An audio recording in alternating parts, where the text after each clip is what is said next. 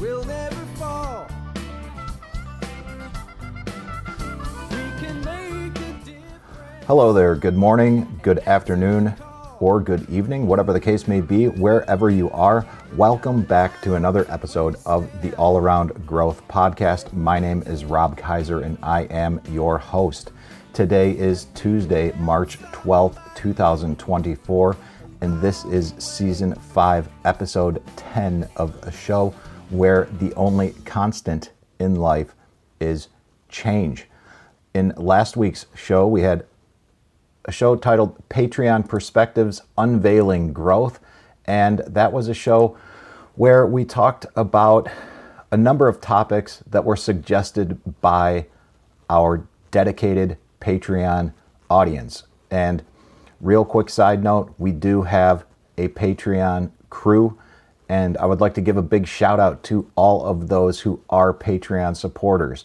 And that's Wayne, Sean, Kiriki, Rachel, Brian. You guys are the ones who help drive this show, keep me inspired, and contribute to a lot of the content, specifically the content in last week's show, where we talked about dynamics of life on the homestead, exploring the stress of change, and some of the newfound confidence driving us forward. Now, as we unpacked and talked about some of the uncertainties lying ahead and confronting some of the fears that I have moving forward in life, you know, it was kind of a great episode, because the reality is that episode that was released last week on March 5th was actually recorded the week prior. What I did last week for the show was I did a special episode on Wednesday titled Journey to Transformations, which was my reflections on the Ancient Faith Singles Retreat, which I attended not last weekend, but the weekend prior, Thursday, February 29th through Sunday, March 3rd.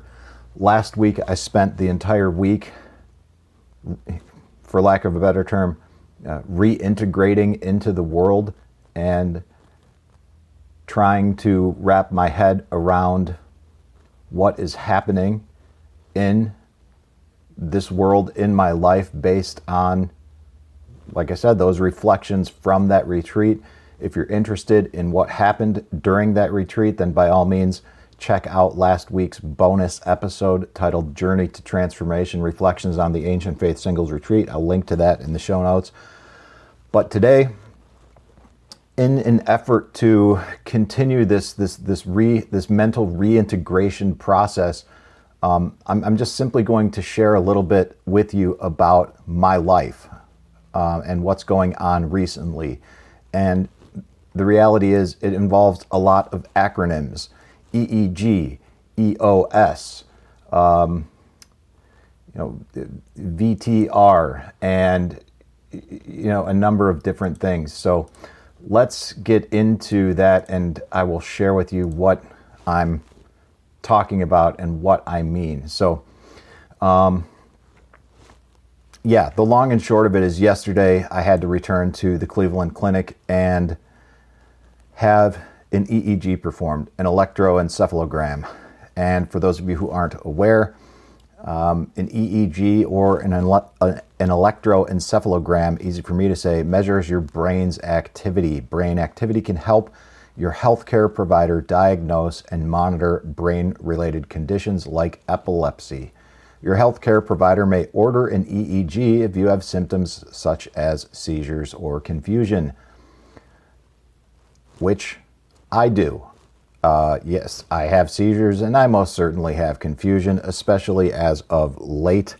If you are listening to the show, you will understand why, which is why I introduced the show as one where the only constant in life is change.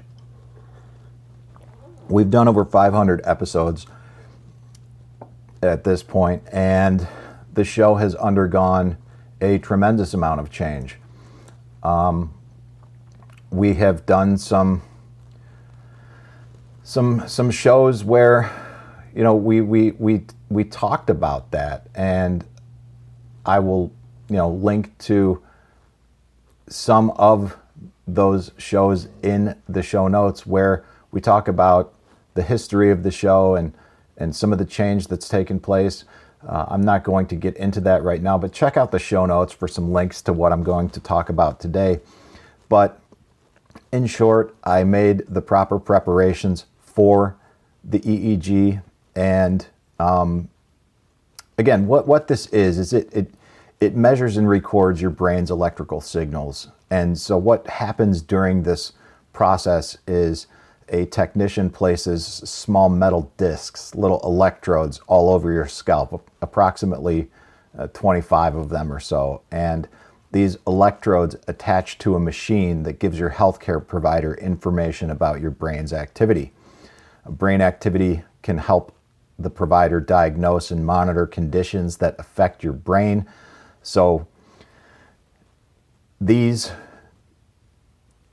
tests are used to check the brain status of not only people with epilepsy, but different neurological conditions like Alzheimer's, dementia, brain injury, all types of neurological things. Now, this was, there are different types of EEG tests. There's routine EEGs, prolonged EEGs, and ambulatory ones, video ones, sleep EEGs. I had what was called a prolonged EEG test. It took about an hour and 15 minutes. And this is a type of test that also uses video. So during the test, I am also being recorded so that my neurologist will be able to see what I was actually doing physically while monitoring the scans. And we'll see what happens. But as far as I can tell, the tests showed nothing new or abnormal based on the results that I saw posted yesterday. I did not experience any seizures during the test, thanks be to God. And if anything, the activity that resulted from the test simply validated and confirmed information that I already know. A, that I have epilepsy. B, that the cause, the location of the part of my brain that contributes to the epilepsy that I have is located specific to my frontal my frontal lobe,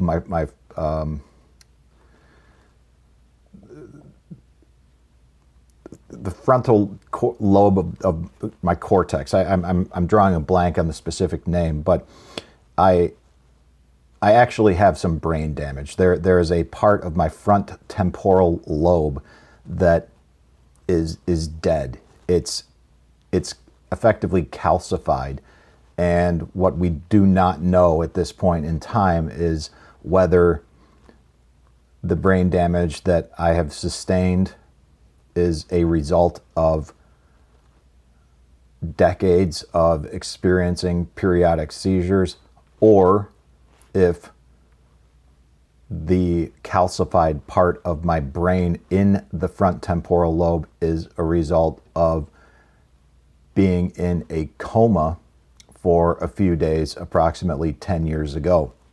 That's when it was first discovered, and it has not changed. Once part of your brain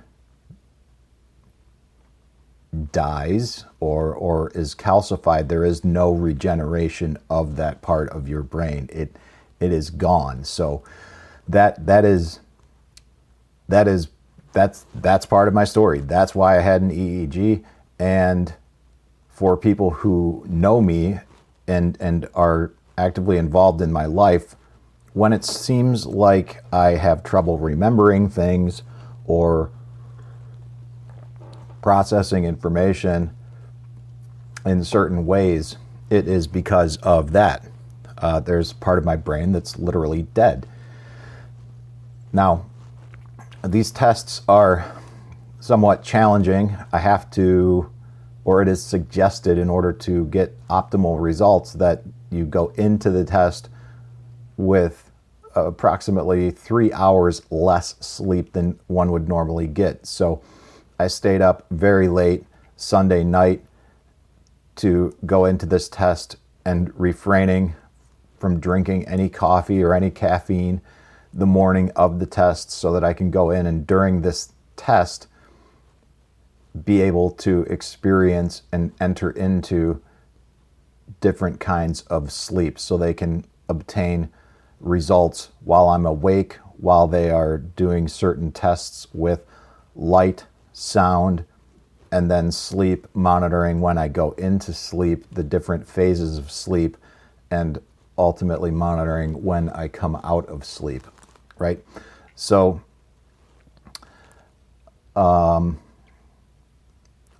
after this test is when I had a discussion with somebody where we talked about EOS and a number of other acronyms like VTO and things that I wasn't aware of, but I am learning about. And this is interesting because I am at a point with the growth and development of my business where I am experiencing certain challenges. And the growth and development of the business is a result of changes to the family business that occurred when my father passed away last year. Because previously, the way that I had interacted with the family business was simply as a contractor, a 1099 employee for the family business. The family business paid my business, of whom I am the sole employee of, and I paid myself. So regardless of the sales or the outcome or whatever was taking place in the business, I received a steady and modest paycheck last year, which made things relatively easy for me to manage. All I needed to do was ensure that we were able to keep up with sales and production of the products that we made and sold. And if there was a slow time or a slow season, yes, we were driving toward new ventures, new accounts, and things like that. And basically, I was trying to reestablish previous retail accounts that we had while trying to grow things more. Toward the end of the year, this is 2022, I began to operate in a capacity that was a little bit different, trying to be a good manager of the business, determining costs of determining manufacturing costs and making some adjustments to the prices of the products that we sold. And I tried to engage my father with the information that I had gathered and the reports that I had put together, but he wasn't really interested in discussing these at great lengths because, unbeknownst to us, by the end of 2023, he had already been experiencing the onset of cancer, which was to be officially diagnosed in March of 2023. Towards the end of 2022, rather, he had already begun experiencing symptoms of the cancer that was to be diagnosed in March of 2023, only to pass away less than 60 days after that initial diagnosis. So for the remainder of last year, 2023, it was simply a matter of getting reestablished at market, keeping up with the demand for products, trying to meet the demand of new retail locations that had reached out to us based on feedback from the community and searching for new vendors of fermented foods. And all during this time, we also began the process, or formally began the process of rebranding, which was a discussion that had been taking place since mid 2022, when I first started working with Dad, and we saw the need to grow and diversify the product lines that York Meadow Farm was selling. And this also included some restructuring that was to take place after the fact, but we began the process of rebranding the fermented foods to Natural Ferments, which is the name that we had agreed upon previously, with the official business restructuring taking place towards the end of last year and the beginning of this year, winter of 2023-2024.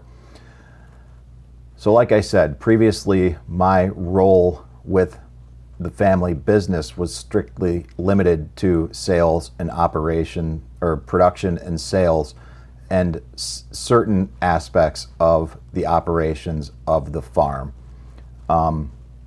like the lease with the tenant farmer and things like that, or at least the preparation of it, finalization of it, signing of it, payments received, things like that were handled by Dad. But at this point in time,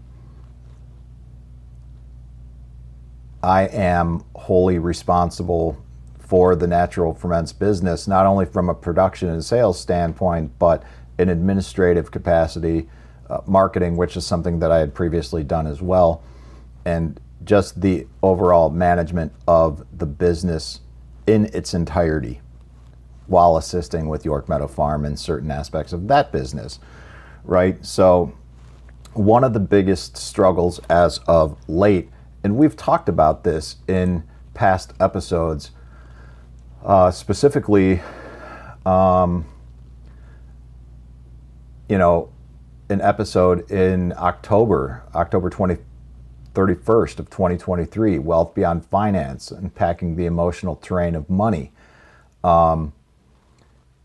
talking about, financial fortitude and,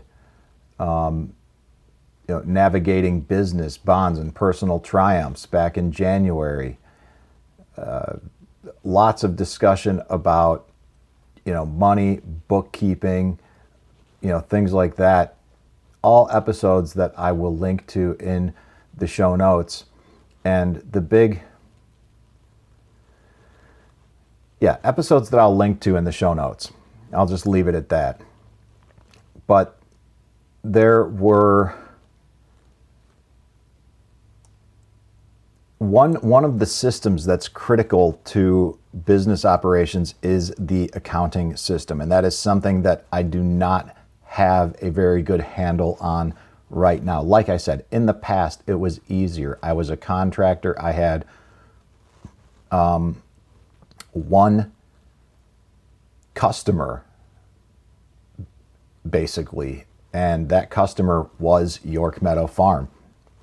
Now I have 4 different customers, and I guess it depends on how many private sales I'm making outside of market or retail. So that could be, it's more like, dozens of customers at this point, half a dozen suppliers,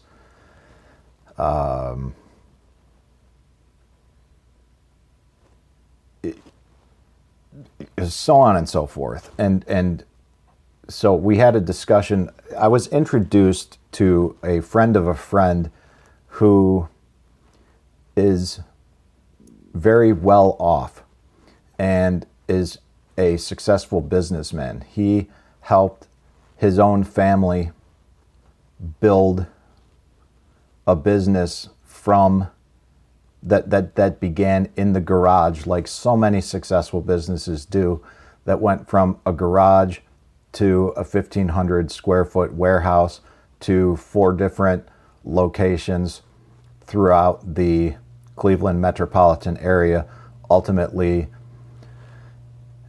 ending up being housed in a 2,000 square foot facility in the Medina County area to be built and developed alongside his brother, which was eventually sold a couple of years ago. And from a garage, this man and his family turned this business into an $80 million business. And I was introduced to him by a friend of mine because we were talking about business and challenges and what I'm experiencing and what I'm trying to do and what my goals and objectives are. And he said, I know a guy and I'm going to reach out to him and see if he's willing to talk with you. And not only was he willing to speak with me, but we met personally, and despite the fact that I didn't really want to meet with him after the EEG yesterday, it was convenient for him. He's a busy man. He's got a lot going on in his life, and that's what worked. So I decided to meet with him, and that is where he introduced me to concepts like EOS, which is the Entrepreneurial Operating System. And it was that system that would allow me to prepare a strategic plan for the business. And utilizing those principles outlined in this entrepreneurial operating system, it would also allow me to identify the vision or the mission of the business, identify the values that I have. For example, one of the values being giving back to institutions and entities that helped support me and everything that contributed to where I am today as a human, as a business owner, and as an entrepreneur, which previously sounded a little bit strange for me to say because I always viewed other people as being entrepreneurs. I always viewed other people as the ones that were actually engaging in the hustle and the grind. But the reality is I have become that person. And right now what I need to do is focus in on and hone my operations so that I can grow more efficiently. So not only is he going to work with me in the development of this operating system for entrepreneurs, he's going to help me and provide me with some tools to identify what my vision and mission is, what my values are, so that moving forward, when it comes to making big decisions, I can refer to those values and that vision and mission so that I am making sound business decisions that are in line with and appropriate for the company. He also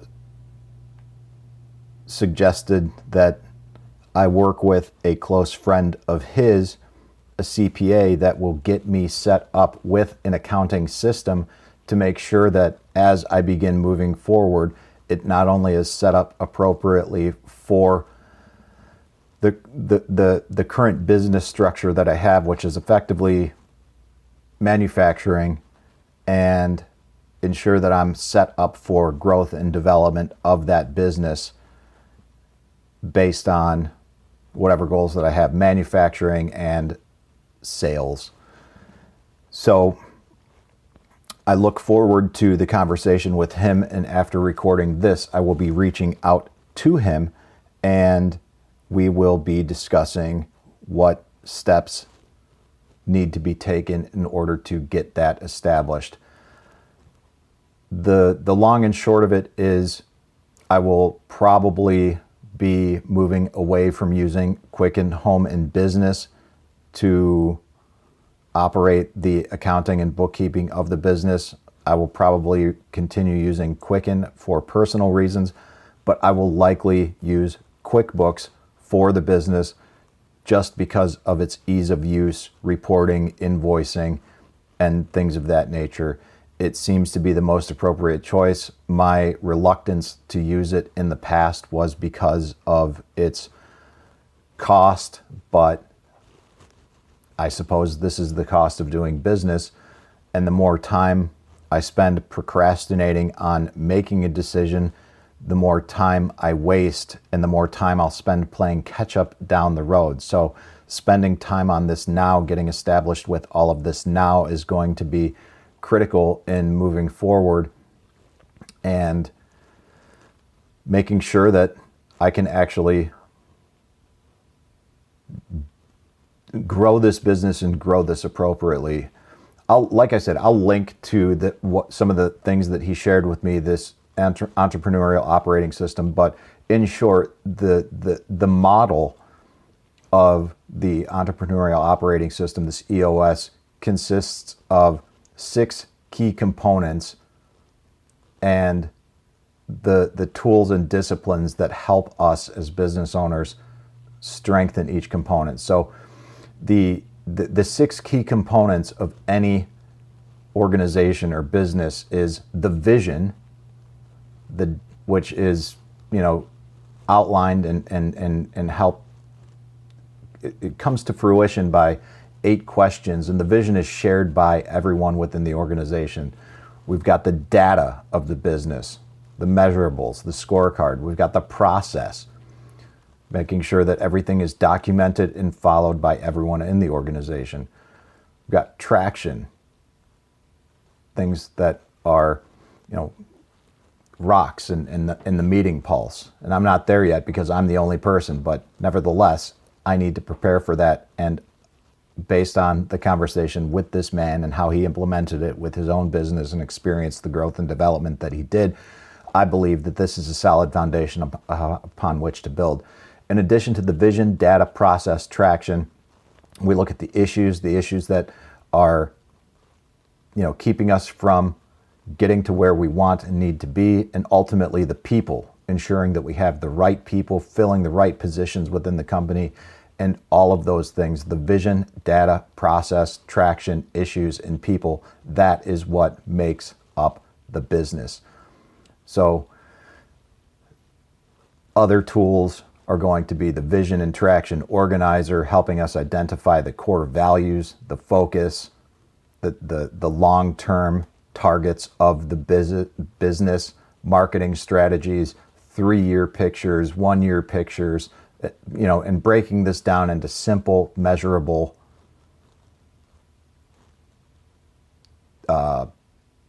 items that can be addressed easily. Because these are simple tools, simple techniques.